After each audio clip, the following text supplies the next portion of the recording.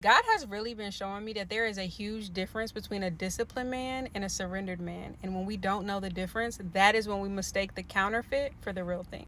Some men look godly because they're disciplined. They can hold themselves back. They can avoid doing certain things. They can say the right words, quote the right scriptures, and even practice abstinence.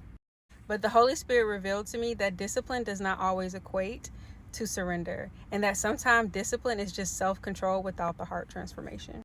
But here's the danger. A disciplined man can be a very convincing counterfeit of a surrendered man. And that's because he looks strong, he looks wise, and he even looks like he has boundaries. But the best way to discern is to watch his environment. Watch what he entertains, watch what he laughs at, what he talks about, and what he invites into the room. And watch the atmosphere that he creates when nobody is there to check him.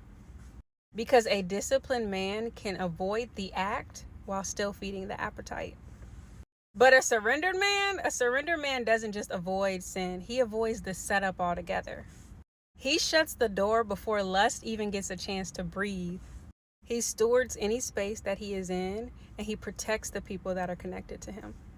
He guards the gates of his eyes, ears, and conversation because he understands purity is about atmosphere and not just actions. A disciplined man will typically say, I don't do that. But a surrendered man will say, I don't entertain that. And there's a big difference. And I feel like God is teaching me this because as women, we need to be able to discern not just a man's behavior, but also his heart posture. We really need to ask ourselves, is he simply strong-willed or is he spirit-led?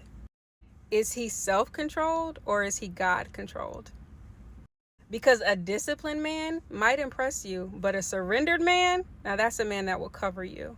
And this doesn't just apply to men. Ladies, this applies to us too.